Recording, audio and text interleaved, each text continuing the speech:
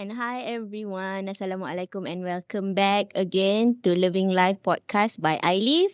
You're with me, Dr. Moon, and today we're going to dive deep into a very a topic that I'm very passionate about, which is we title it as a taboo or unspoken truth in women health. We're going to talk about intimacy, hormones, and healing. So I'm very passionate about this topic, and today I'm very happy and grateful that I have one of my mentors in this area to have a conversation with me so that we can delve deeper into this topic and have better perspective and open up our mind about a lot of topics that is actually unspoken or taboo, or I would actually personally say many women are being gaslighted about in the current way we are probably practicing medicine. So this episode will explore the often overlooked areas in women health, which is from intimacy medicine, menopause, to the blind spots and even emotional gaps in conventional care. And we will highlight what are the other approaches and what are the better ways for us to not only improve the healthcare from the provider side, but also how you as a patient or as a receiver of healthcare can actually advocate for yourself and be accountable and more empowered in getting the healthcare that you deserve. All right. So with me today, actually, we have Dr. Sangeet, which is the founder of Aegle Pharma and Freya Wellness, and she's also one of my mentor in integrative medicine. And actually, I've been learning from you since last year, in the middle of last year, on how is it I can practice differently. Yeah. So and Dr. Sangeet is a advocate for healthy aging, and Dr. Sangeet focuses more on bioidentical hormone replacement therapy, nutritional therapies, lifestyle, and lifestyle medicine, as well as you know, and she also has a compounding pharmacy, which iLiv work together with to service our patients. So thank you so much for being here, Dr. Sangeet. Thank you, Dr. Munira, for having me here. And thank you for your kind and long introduction. All right. By the way, you're doing very great from the time that, we were together on Ace Your Case. And I think you have literally grown a lot. So Thank keep you up so the much. great job. Thank you so much. That means a lot to me. All right. So Dr. Sangeet, I would like to give you some space to introduce yourself and what inspired you to do what you do today. What is your mission and what inspired you to do what you do today? So I guess, when it comes to my mission, it's basically to empower women through education and awareness, especially around, the transition from perimenopause to menopause and helping them to understand their body, right? All the changes that takes place. Yes. And, with that, we give them a lot of options. Sometimes that journey can be very confusing. So I help them to make some informed decisions, especially around choices when it comes to that aspect. What do they do? And more importantly is, empowering them to embrace this midlife with strength and confidence. Because, a lot of them, they tend to struggle. They've got all this negative perspective. It's like, oh my God, it's like menopause is something that we have come to an end. Yeah. But we will dive deeper into all those taboos and how we can help change that perception. Yeah. So why do you think that work is important? What have you gone through throughout your years of practicing medicine that makes you think that this is the thing that you want to focus on? What have you experienced? Maybe? So a lot of it is my own personal journey. Yeah. And I think like most of us, right? Yeah. We have a story to tell. And when it comes to the hormonal journey, it was When at 37, I was constantly plagued with fatigue, migraine, headaches, The exact waking up. age that Exactly, right? that was my turnaround age as well, 37. And I think a lot of medical doctors we go Yes, through this exactly. because it's like the whole forget about the medical school, and then Yeah. when you start working, you're on call. So we are like in the medical. It's like a pressure cooker. Like a Yes. lot of stress. Yes. So the brain fog. I kid you not, it was just not funny at all. I'm like, oh my god, I'm like only 37, and what is happening to me? So Is this early onset dementia? That was me. No, but for me, it's like, okay, so let's find out what's wrong. So with conventional, lab testing, it showed was elevated cholesterol. And my cardiologist told me, okay, here, you just need to take a statin. So I'm Yeah. like, but I'm only 37. He's like, that's fine. Just take half a tablet. You go every other day. So that I resisted that. Understood. And I'm very grateful. So I was to a friend because she encouraged me to attend this anti-aging conference because I was so determined to uncover the root cause of what's going on with my body. Yeah. And that was when I met my future mentor. So, we did the blood profile. He guided me, and under his guidance, I was diagnosed subclinical hypothyroidism and adrenal burnout. Yeah.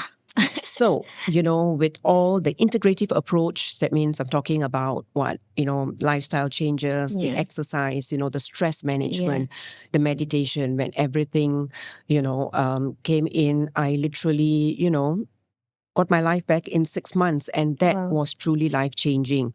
So from that moment on, I knew that this is what I'm going to bring to my patients. I'm going to give them the same opportunity to not only heal, but to thrive. Yes. Because I was so grateful. So that was my journey on when it came towards this bioidentical.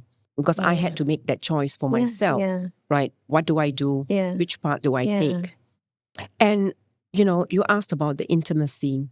And I think intimacy is always like some kind of taboo.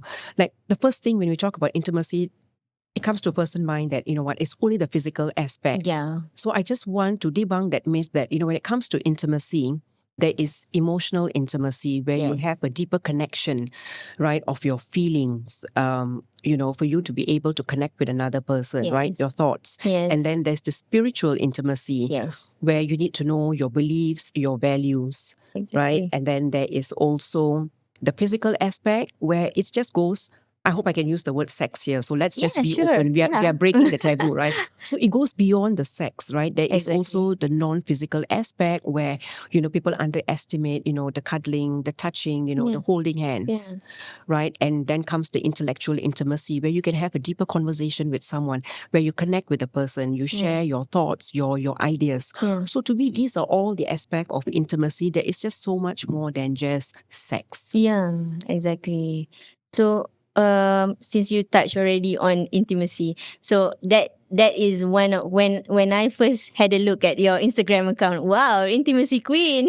I was like, I really like this doctor. Because for me as well, sex or intimacy is the unnecessarily taboo topic, when actually a lot of women and men and everyone actually are struggling with it when they don't have the bigger perspective of what intimacy is all about. And I like how what you said about how your connection to yourself, not just your body, but also your spiritual side, your emotional part, in order for you to have a good connection with another person, because the quality of your relationship and connection with another human being is only a reflection of the connection you have with yourself.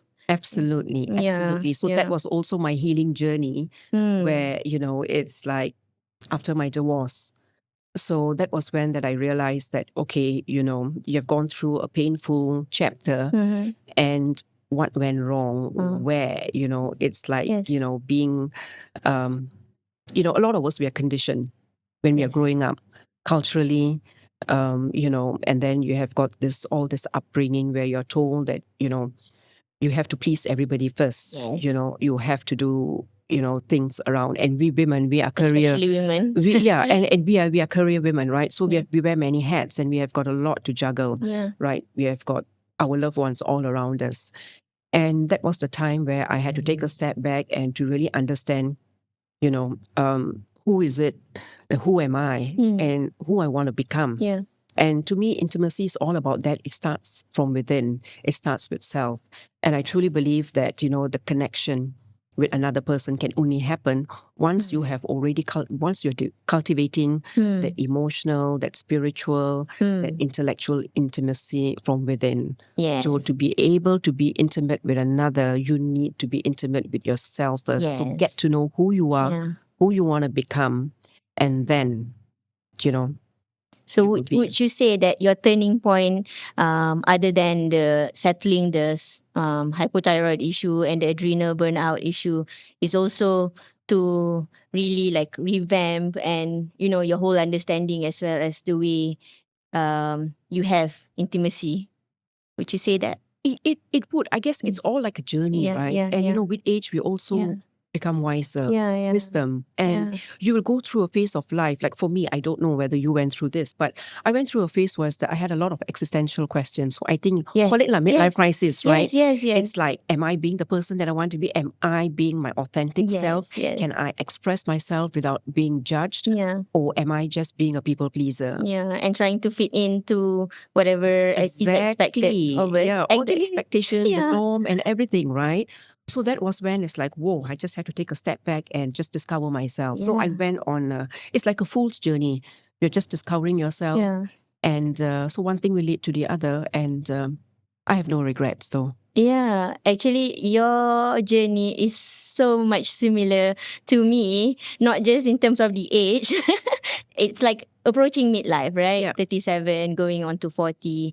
We have experienced sort of enough life and already burned out. And I think the blessing in disguise about that burnout is like that is when you finally find the time to stop because you already know, and we advise patient to, you have to rest and sort of, but it also takes us, like for me it takes burnout, major depression. Yep. I mean, with it takes that for me to really stop and like you said, have all these existential question. And to me as well, other than the physical health, Yep. the spiritual health, and also apparently the intimacy and sexual health really um revamp was one of the factors that revamped my life because apparently during that time I had marriage issue as well. Right. And that was also the turning point, like why, like I couldn't find the reason why my marriage would make sense anymore, and why work would make sense anymore. Am I being myself, like you said? And then all these things led me to find myself again, my physical self, my spiritual self. And I find that actually and because of the marriage issue, I found a mentor for my relationship.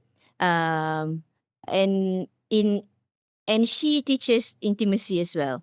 Fantastic. The emotional aspect, the spiritual aspect, the trying to be intimate with yourself, and getting to know your body before you invite another person over, and all those things. And sexual and sex and intimacy is actually what like gave me my life force back, because my mentor says it in a spiritual way, but I think we were born from sex Absolutely. and intimacy. Yep.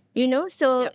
it makes sense. It is our life force. So I'm really like when I met you, I was like, oh, this is my kind of doctor. So I want to ask So you, we are what? breaking the barriers. Yes, really, really, because like I cannot deny it anymore. Yeah. Like when I ask my patients about how's their sex life, and usually the ones with the non-existent or very compromised sex life, especially when the baby comes, they would have compromised relationship as well, and compromise not just their relationship with their husband, but also themselves with Yeah. everything, with Yeah. their work, and suddenly everything doesn't make sense anymore. Yeah. Yeah, so it's like life is sucked out of you when you don't really embrace your wholeness as a human being, which have to experience sex, who comes from to this world through sex. Absolutely. Yeah. So, what have you seen are the common sexual health or challenges faced by women or couples these days? So it's actually very, like, if you're talking about women, right? So we can start even like from having all sorts of, whether it's STD issues or you can have any vaginal infections, any of those low body, self-esteem, negative body image. I think that is so important. That is big, actually. Yeah. But never talked about. Absolutely. So for me, it's, this whole intimacy medicine or health is something that, we have to address what is often overlooked. Yes. Whether, when you talk about the emotional, the psychological, the physical aspect, whether it's an individual or as a couple. So when we look into it, we look into the sexual dysfunction, the sexual health care, where we look for men especially, they may have like erectile dysfunction. Women, when you go through the midlife, perimenopause to menopause, you will experience vaginal dryness and then, recurrent urinary tract infection or discharge. Eventually, it leads to vaginal atrophy when it goes undiagnosed. Yeah. Right? And so from there, we will do, like a hormonal evaluation, hormonal treatment, but we also offer like sort of like counseling, as a couple. I always call it like a couple therapy, which is often missed. And I think we all need to practice that together as a couple, because otherwise one may want it, the other one may feel like libido is so low, and that eventually will impact their connection, in that aspect of their life. So as we said, it's a very important aspect in a human connection, in our general well-being. Yeah. So what works? How have you approached it, or what is your advice to people who think they might have? Because this is the kind of thing that actually people are in denial about. As long as they have libido, they may think that sex is fine, or as long as they can have the intercourse, they think it's fine. But how do you think? What would be your advice for people who think they may be able to experience more intimacy, or maybe even have problem? What would you? I guess for me, it's very individual. We need to understand where they're coming from, what sort of issue they have, whether it's the psychological. See, because a lot of them, they go through a lot of trauma. Yes. Right? Exactly. It could be like physical abuse, emotional abuse. Now, when you go through all that, how are you going to become intimate with your partner? Right? So it's understanding every individual, where their problem is coming from, what is bothering them, and which aspect, whether is it the physical, is it the emotional, is it the psychological. So once we know what to address, we just zoom into it and try to help them. Funnily enough though, I find that actually most of them are just tired. Oh, they yes. never have downtime. Right. They don't sleep well. Right. And somehow we are conditioned to, there are really like little changes that you can do. Like for example, most couple, they will put intimacy or sex at the end of the day. We thought like it has to be And when finish we lah. are fresh, So after exhausted. mandi and all that, but after at 10, at 11, especially after 37 or after 40 already, so tired. So try to prioritize that. I mean, that is the kind of thing that really affects me and my husband actually. Now we change it to the first thing in the morning when Early we are morning, right? fresh. Early morning. Yeah, that's the best. Whatever best. works. Whatever works, yeah. So for me, my mantra to my patients is work-life balance. Yeah. And sometimes you just have to drop everything, just take a weekend break. It doesn't have to be international travel, even just taking a break to reconnect, to recalibrate, and just be present with one another. Yeah. Turn off the phone, don't answer all the messages. I think all those will make a lot of Little difference. things, The small thing makes a huge difference. Yeah. So, actually, as a doctor, like, how is your approach to the patients, in case they are curious to know? Like, what can a doctor do for them in terms of intimacy? How do you help your I patients? guess for me, it's just having an open conversation, Yeah. understanding them. So I'll always, Listening sometimes and- when they come to them, we have to listen, right? I think the universe has given us, God has given us 2 ears for a reason. Yeah. So, maybe talk less and listen more. So I think just listening to them, understanding them. And I think, sometimes we just have to break the ice. They need to be comfortable being open, Yeah. right? Just talking about what's the deepest issues in their heart. And I think we need to make that time for them. We cannot rush. Yeah. Because a lot of, patients, when they come and they say the doctor doesn't understand me, or they don't spend enough time, or they don't listen, or they're always rushing. Yeah. So it's just spending that time with them, giving them, the freedom to open up, The safe space to actually. safe space, and knowing that, they're safe. They are in a safe space, that everything is PNC, and we are here to help them. Right? Yeah. And whatever journey that one goes through, whether it's the midlife or anything, they need to know that they are not alone. Yeah. Because a lot of us, we have gone through it ourselves. Yeah. And, we are here to support them, to educate them as well. And, that they are never alone in this journey. Yeah. Yeah. I think that is very, very important for doctors to actually be open to this thing, because somehow the gap that I see in the way we are taught and trained in the conventional medicine and how I practice now is actually we try to be integrative and try to understand how, how everything affects other things, like not having a good sexual and intimacy, how it would affect your mental health, your body image, and then how you manage your weight and how you think, how much you think you deserve for your health, all these kind of thing actually. So you mentioned a very interrelated. important point, that mental health, and when you talk about the hormones in the body, Yes. how they are linked together. So especially when women, they are going through the midlife, right? A lot of them experience anxiety, they experience a lot of depression. Yes. So for me, if it's a female patient, I would always ask them about their menstrual cycle. Yeah. Just ask them, how is it that, whether they have any emotional issues, whether they are experiencing anxiety, mood swings, anything. So sometimes I notice about patients, you got to ask them a lot of questions. Yeah. Because when you ask them the question, they'll say, "Oh yeah, actually you're right." When And you ask them, most of them don't realize that it relates. correct, they may Yeah. not realize it Yeah. until you ask all those burning questions. Then they'll say, "Oh my God, how do you know? How do you know?" And a lot of it is like because we've been through it as well, and we are aware. Yeah. So it's just getting them to talk more, and just to open up. Yeah. Yeah. And I think it begins with the kind of questions that we ask them as well. And we got to be open about it, and we Yeah. got to ask them those bold questions, even if it's related to their sexual life. Yeah. Yeah. Exactly. So I guess the take home message is that you advocate for yourself. You understand that what is normal and that normal is not optimal. And I mean, if you need help in that aspect, don't settle for less. Yeah. Yeah. Yeah. Find a doctor that can work with you. And I think a lot of them is we have to break the taboo, because we have to normalize coming up, talking about this, whether it's menopause, which nobody wants to talk about it, let alone sex, right?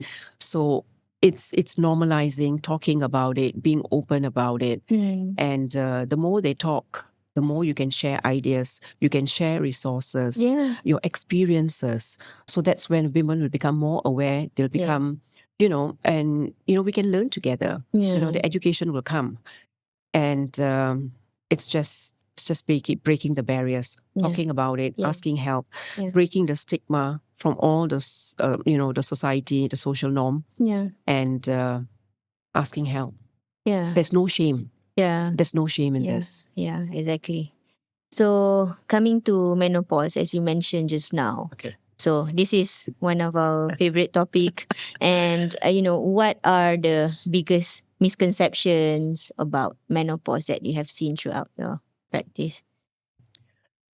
Actually, so the misconceptions, a lot of it has got to do, like how women are taught to tough it out, like our mothers, this is normal. our grandmother, This is normal. Yeah. So it's like just because they have gone through that, but we need to understand that that was a different era. Times have changed. Yeah. Women's role in society has also changed. Yes. We are career driven, we wear many hats, we juggle a lot of roles.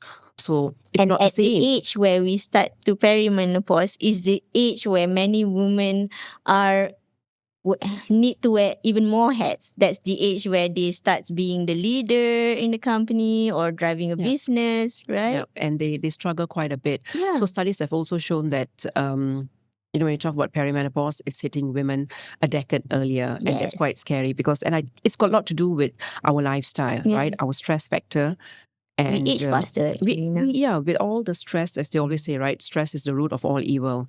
And, sedentary lifestyle. Yeah. Are we really hitting the gym? Are we really, balancing? So the work-life balance is not there. So because of that, it impacts our hormones, right? And then a lot of us, we're always rushing through. We may not eat proper meals. Yeah. And so that's where the nutrition also gets affected, right? So it's just like a vicious cycle.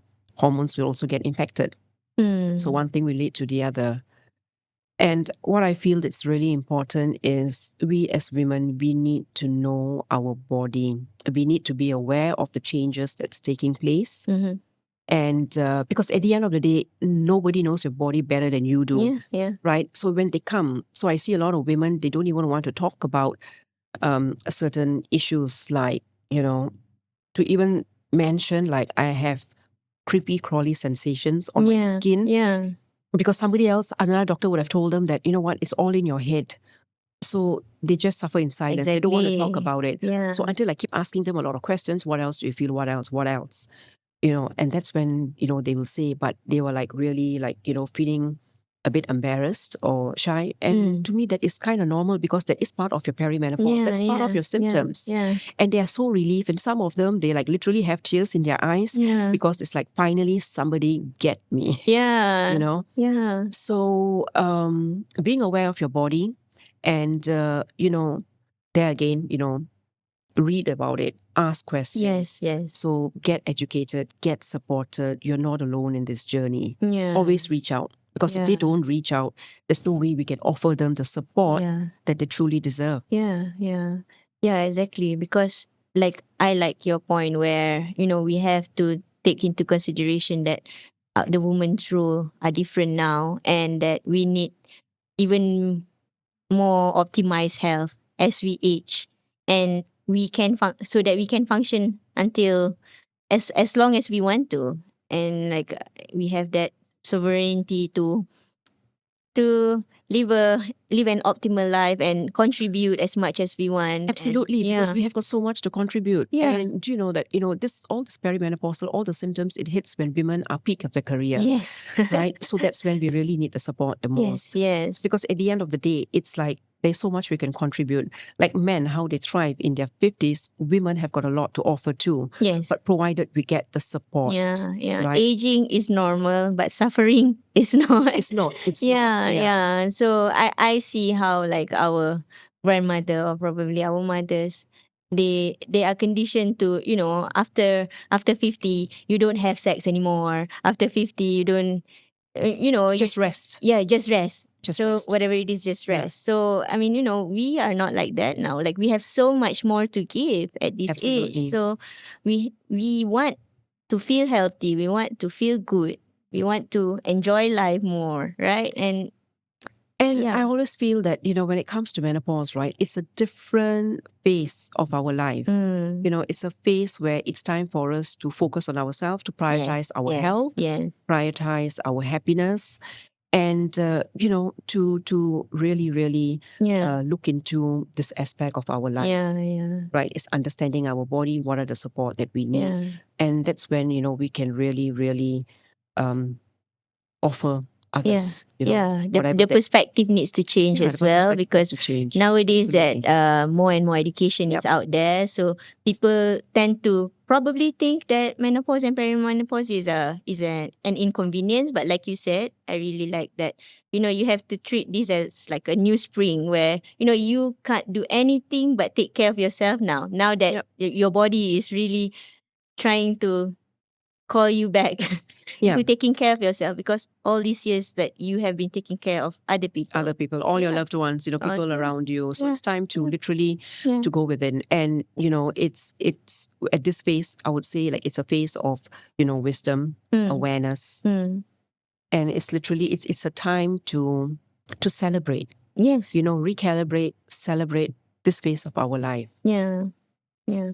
So what do you think is probably top 10 things, 5 things that women in going through menopause and perimenopause have to start looking at if they are going through this phase? I think one is to be more informed, Informed. right? So for the younger generation, they no longer have to suffer in silence. Yeah. So I think with with being, firstly, be aware of your body, and always get help. Mm-hmm. Be more informed, educate yourself. And I feel that this community, that community sort of network will really help, where women can come together, share certain resources, talk about their experiences, and just normalize talking about the changes in your body, Yeah. getting the help that they need. Yeah. Mm. And from there, it's basically getting whatever support that they require. What sort of, whether it's nutritional support, whether it's hormonal therapy, whether it's, you're talking about, the physical exercise, right? The nutritional. So I think they really need to start looking into all this. Yeah. So treat your body as your temple. Yeah, right? exactly. Yeah. For you yourself, what are the game changers as you go through menopause, perimenopause? What would the game changer? I think so. I'm an advocate of the 5 pillars of health, because I Yeah. don't see how you can do one without the other. Yes. Right? So, I'm 54, menopause 2 years ago. Now I'm breaking the barrier by telling, hey, I'm 54, I'm menopause 2 years ago. Yes. It's you realize that, in a decade, you lose about 15% of your muscles. And we know that now the organ of longevity is our muscles. Yeah. So at least twice, I hit the gym twice a week. Mm. I have a personal trainer. And ladies, the best investment is always on yourself. Yes. So get a personal trainer, learn from them. So what I get my personal trainer to do is, like, every Monday is my training in the morning. And towards the end of it, I'll tell him, okay, his name is Sharil. I said, you just message me what are the things we did today. And on Wednesday, I will come and I'll replicate it. So I do that workout at least for 45 minutes twice a week, because that physical activity Strength is important. training. I really enjoy. So all the things that I never had previously to focus on me, like I love dancing. So I, weekly I go for my salsa dance. Now, when you talk about dance, it helps in your coordination. Yes. Right? The right side of the That's brain, the left first thing side, that the we memory. lose as we age as well, in terms of physical. Exactly. Yeah. Right? So, so getting that physical activity, and of course, meditation. So first thing in the morning, I'll always meditate. So before I'm out there in the world, you meet all sorts of people, and you know how they're going to drain your energy. I try to calm myself down, prepare myself, so I'm able to face the world Basically, in more something calmness. to Yeah.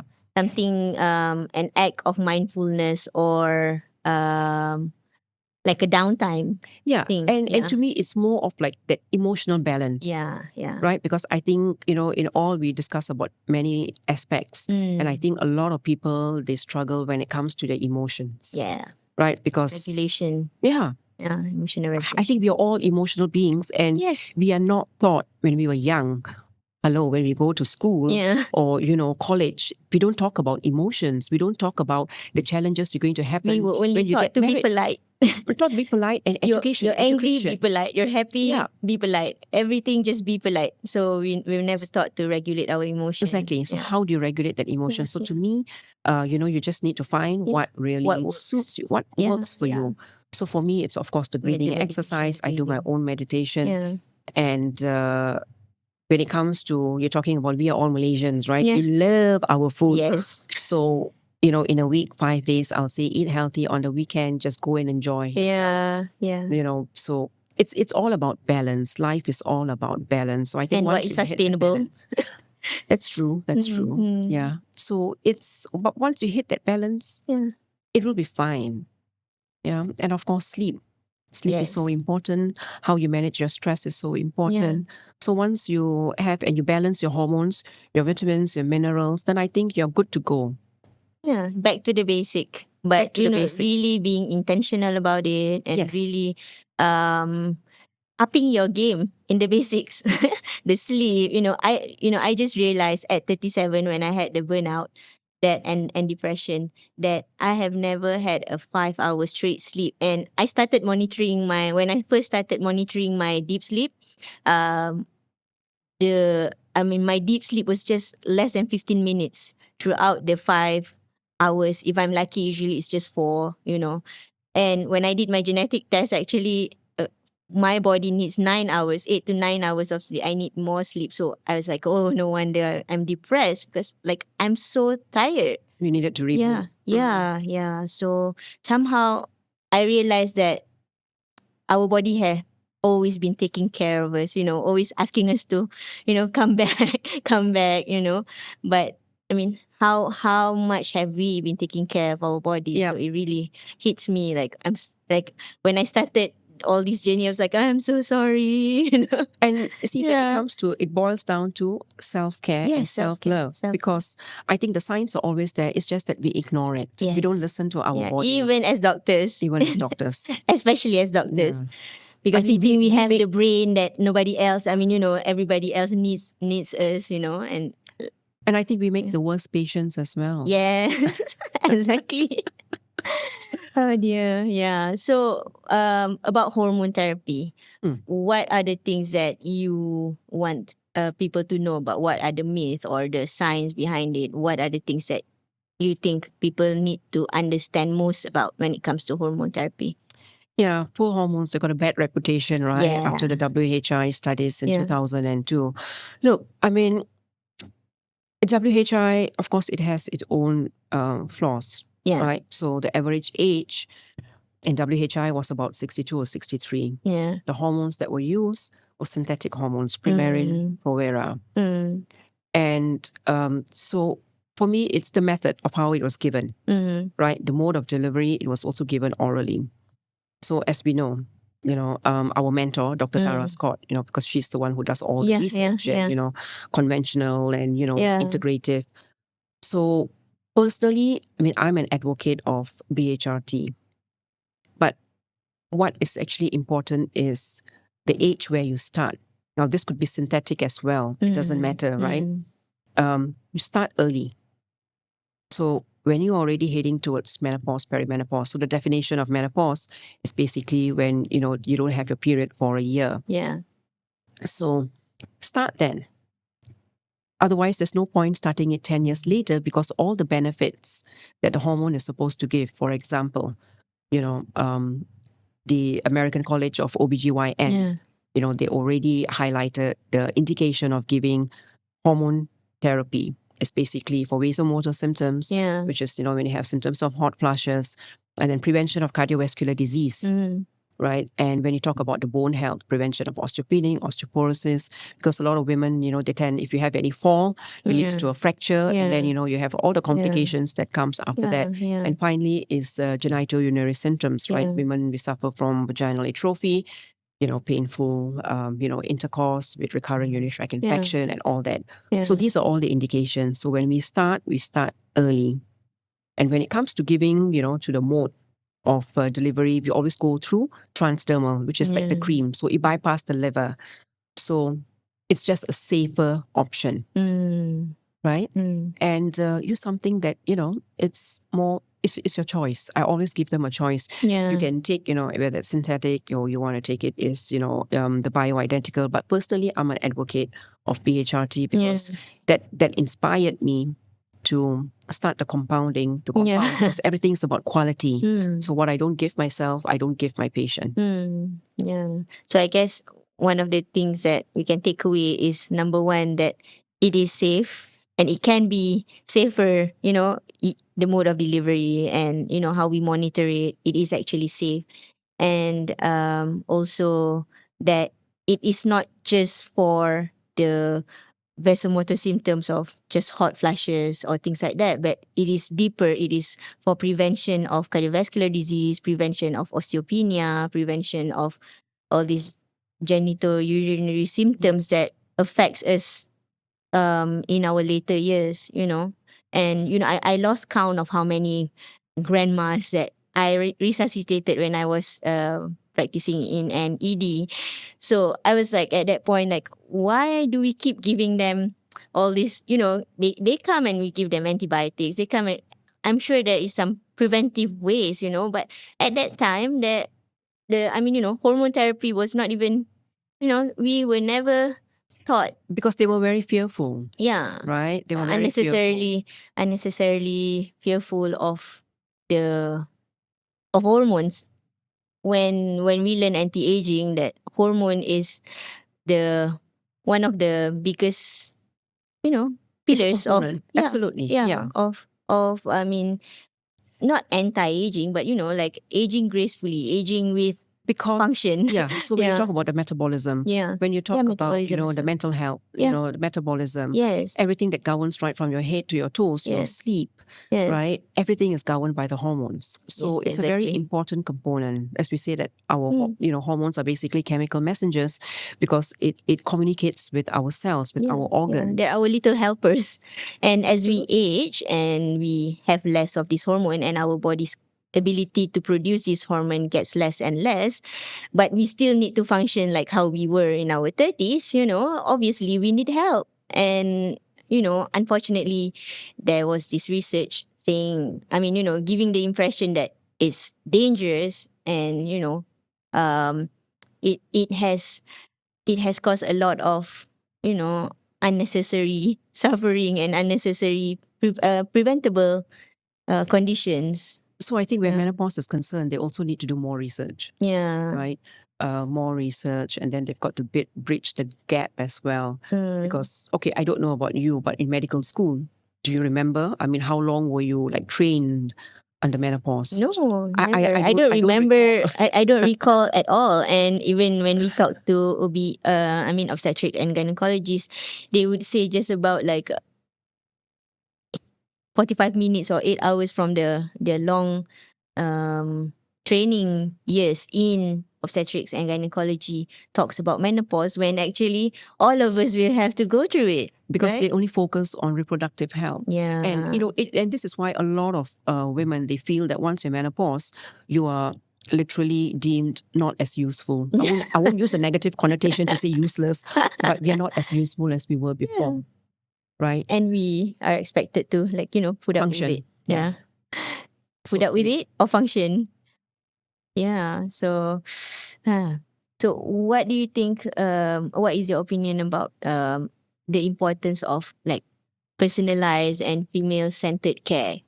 Why does it have to be personalized and why does it have to be female-centered? Why can't we, be treated like men? Well, firstly, when you talk about personalized, we are all very individual. We are unique beings, right? We were just discussing, like, you went through your journey, I went through my journey. So how can we put all of us, in the same box? Because firstly, it's personalized to individual because we are all unique in our own ways. Yeah. And I personally don't believe in one size that fits all. Mm-hmm. And hence, we are practicing integrative medicine where we tailor-made, we focus on an individual based on their clinical symptoms, their whatever physical examination, and whatever lab report that comes. Yeah. And also what they want in life. Some people want to lose weight for, for their career. Some it's for their family. Some to achieve their dreams of, physically wanting to climb some mountains or what, So all that have to be taken into consideration. So I think that's a very important goal, right? Yeah. As when your patient comes to you, you really sit down and find out what are their goals, right? Their personal goal and their health goals. And I think we can focus on that. So it has to be tailor-made. It has to be, I mean, this is what I practice because I feel it resonates a lot with me. And for those who resonate with it, they will also would prefer the same approach. Yeah. And so as for female-centered care, what do you think? Like, why does a woman need something special for their health, for their wellness? Aren't we important?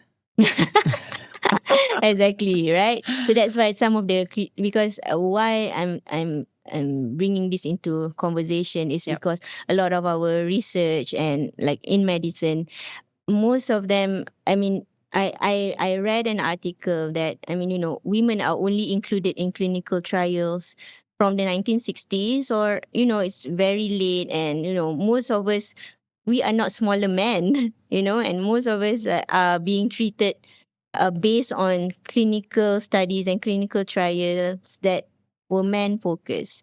So there is a gap there. So that's why things like menopause get mislooked, and yeah, I guess we just get sidelined. So I totally resonate with what you said because men, so part of when you talk about the hormonal treatment, men are supposed to get their levels checked. Right? What is the testosterone? So when you talk about andropause, right? We talk about all the male androgens. You're supposed to monitor their levels. Yeah. Why don't monitor females' levels? Yeah. Right? So I guess we shouldn't be sidelined. Yes, exactly. So this is why we do what we do. We do what we do. We got to literally, break the barriers and just power through all this for women. Yes. All right. So next we want to talk about blind spots in women health. So what would you say are the major blind spots in women health that you have seen so far? Well, I would say it's similar like what we discussed just now. One is you're talking about the menopause care gap. Yeah. Right. A lot of women goes undiagnosed during their perimenopause, menopause, because a lot of them are not really trained. The healthcare, they're not really trained to pick up, certain symptoms or even go into the depth of the menstrual cycle. Yeah. So because of all that, I would say it's like women they go undiagnosed, and they go spiraling down because all their symptoms will start getting aggravated. Yeah. More severe symptoms, and rather than focusing on to identify, to diagnose that this is what she's going through. She's in the midlife, she's going through perimenopause, menopause, she needs help in this aspect. When women come to me, they would have seen a cardiologist because they had anxiety. Yeah. But in a way, it's good because we have already ruled that out. Yeah. Okay, so they would have seen a cardiologist because of anxiety. They did the stress test, they did everything. And, finally, they're told, okay, I think it's your hormones. You might be going through, you need to go and see somebody else. Or, when you have all this frozen shoulder, which is also one of the symptoms, and they would have seen a lot of orthopedics or, doing a lot of physio, injected steroids, not knowing that is also one of the symptoms of perimenopause or menopause. And I have, some of them, they will say that, they've got creepy crawly sensation. They were told that it's in their head. They get referred to a psychiatrist. Yeah. So I truly, truly empathize with these women because for me, being in this field, it became my passion. So for me, I was prepared. So menopause to me was a total breeze. If they asked me what is hot flushes, I wouldn't have even experienced it. Yeah. So I can only empathize with them, and all the more it makes me really want to help them because I can empathize what they go through. Yeah. So I think the blind spot, major one is that, and I think there has to be more research done on the hormonal treatment, the safety of it, so that we have to break the certain and provide the patients what they need. Correct. And, what will help them. Yes. So because I can't remember the percentage, but there's only a very few amount of women who has actually taken the hormonal therapy. Yeah, we know that it is very 15, important. I mean, 15%, I think, out of, I thought it was less than that. Less than that. I thought it was less than that. It was only point something. Yeah, I thought in the US. I mean, because they advocate for themselves. They have a lot of a lot more advocation for themselves. They're very outspoken and they will find the doctors. But I think in Malaysia it would be much. So this is Much, why much we need less, yeah. that movement, right? Like how the Yeah. impactor movement, Yeah. in the US. So we just need to continue the Yes. movement over here and Yeah. create more awareness and education, Yeah. so that women come out and talk about it and get the help that they need. Yes, exactly. And I also feel that, underdiagnosed issues like, gut health issues or Very important. Gut health, all healings begins from the gut. Yes. And all this optimizing your thyroid, optimizing your the nutritional gaps that you have, this is not just for women, it's also for men. But for women, we have a lot more. We will suffer more if we don't take care of this because of the amount of people we have to take care of. And also, I think as women, we've got more hormones compared to the men. Yeah. And, when they go through andropause, It's not their testosterone, their levels, it drops, it declines slowly, Yeah. Whereas women, it's very rapid. Yeah. So we get hit badly because of the sudden drop, the sudden shift. Yeah. Yeah. What else do you think are the blind spots that you have seen so far? The blind spots is also, I think, a lot of this comes for us doctors, right? I think we need to spend more time with our patients, asking more questions, and talking more about the intimacy aspect. Women who are going through this particular phase, because there's a lot more of elderly aged care now, right? It's asking the questions, how are they going through emotionally, whether they do have a certain symptoms of depression. So looking into the mental health, because again, it always goes, it's kind of dismissed when it comes to women. Yeah, exactly. Thank you. What are the blind spots that you have discovered so far?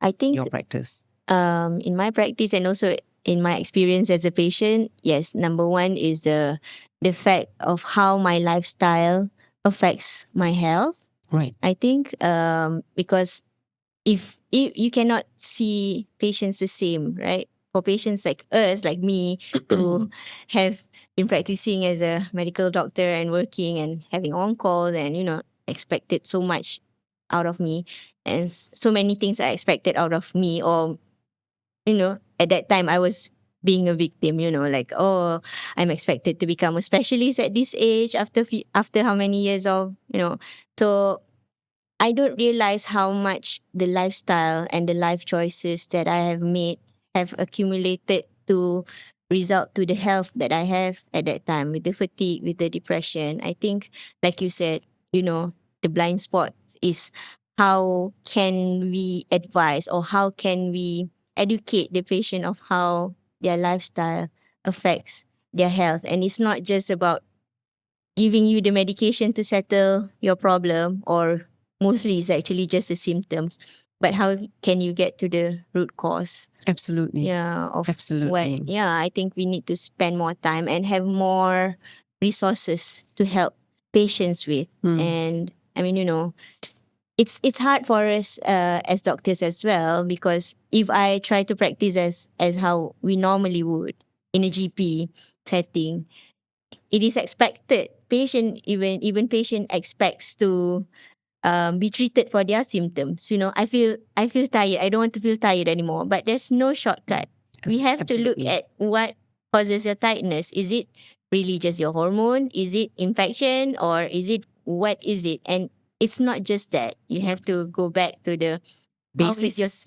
How is your sleep? How are you eating? And how is your sex?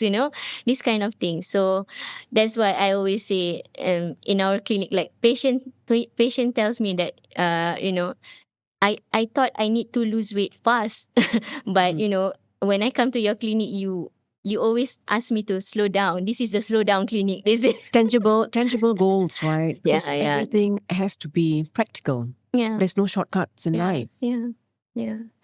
So what got you here won't get you there to the health goals and the body that you want. So So it's not just about what medications you can take, but also how your doctor or your healthcare provider are able to change your perspective. I think that is the missing link or the blind spot that we have. Actually, that's a very important aspect, because if someone comes to the clinic and, they say that they want to lose weight, I'll have to counsel them first to tell them, look, there is no shortcut. If you don't change your lifestyle, if this is the kind of diet you're going to eat every day, and you're going to be so sedentary, you're not going to hit the gym or even exercise, do something that you are passionate about, any games, whether it's tennis, whether it's swimming or anything, then I don't think we can get into, a weight loss protocol. Because when I have to address all the 5 pillars. Yeah, exactly. Yeah, so that is what we're trying to do. Of course, we can't help everyone, but that is where I think like what doctors have to focus on is to really educate. And like I always talk to my partner and say that the 70% of our core business is education. Because unless we can educate and change our patient's perspective, like there's only so little that we can do. There's only so little time that we can spend with you. At the end, everyone have to take accountability of their health, and I mean, stop being a victim, like how I stopped being a victim to the conventional ways that we practice medicine, which I practice as well, like that. So, yeah. So now, What are the burning questions? we're going to the personal and rapid fire section. Okay. Yeah. So, what is one book every woman should read? Okay, I will always advise, it's by Pamela Smith, What You Must Know About Your Hormones, because, she has described everything, all the details, if anybody can read that book. Very informative about the hormones, what each hormone does, about bioidentical, about synthetic hormones. All the information is given in there. So if there's any, please read that. Okay. So, what is your daily ritual or supplement that you love and can't live without? So my ritual is meditation in the morning when I wake up, just to prep myself for the day. And if there's one supplement that I really like, for me it's melatonin, because I think melatonin, everybody thinks it's just for sleep, but it's got a lot more benefits besides regulating your your sleep cycle. It's good for your skin, it helps your gut health, and of course it's got anti-aging benefits as well. So, and it boosts your it boosts your immune system. So that's one of my favorite supplement. Wow. Okay. Your favorite phrase or quote around healing? There's one that said, if you focus on the hurt, you will continue to suffer. If you focus on the lesson, you will continue to grow. Wow. Very deep. Okay. And what do you wish more women knew about their bodies? I think all women, they just need to be aware of their body, the changes that's going to take place, during the transit of perimenopause to menopause. Be aware, get educated, get supported, and know that you're not alone on this journey. Yeah. Nobody knows your body more than you do. Yes. So don't let anyone dictate what's nobody happening can take to your care body. of you better than you can. Oh, absolutely. Absolutely. Yeah. So thank you so much, Dr. Thank Sangeet, for the you, Dr. conversation Linda. today. I had a lot of fun and I learned a lot as well. And I learned a lot from you as well. So thank you. Thank you so much. Thank you.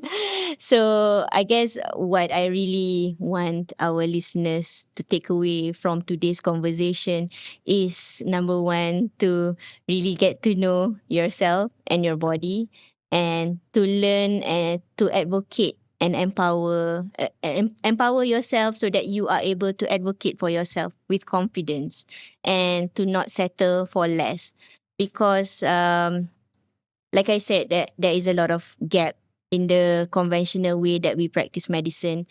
As for even like for myself, who have been struggling with PCOS, weight management issue, infertility issues from my teenage years, and only until I hit depression, that I really It was a wake up call for you, right? wake up call and really advocate for myself. I mean, it's not that I don't listen to my doctors, but instinctively, like what you said, with the statins, Instinctively, I know that there must be a better way. There must be a better way. There must be a better option for me. So that's what you have to do as well. You don't need to be a doctor to advocate for yourself. So, and I see a lot of people really taking better care of themselves and advocating themselves, but it's also important to get your sources right and, to have a dream team to take care of you, I think. Like you said, you have your personal trainer, we have our mentors, our life mentors, our relationship coach, do whatever it takes and get a dream team to take care of you because I love the word dream team. yeah, and to take care of you, the nutritionist, who cooks for you, who do you get your food from? Like I always take it so personally. Whatever takes care of me, like they are the most important people in my life because obviously I'm the most important person in my life, right? So I think that is one thing that I wish all women would one way I think I wish all women would think one way of thinking about yourself that I mean challenges the traditional way women are expected to take care of everyone else, right? So yeah. So what would be your last words? Doctor?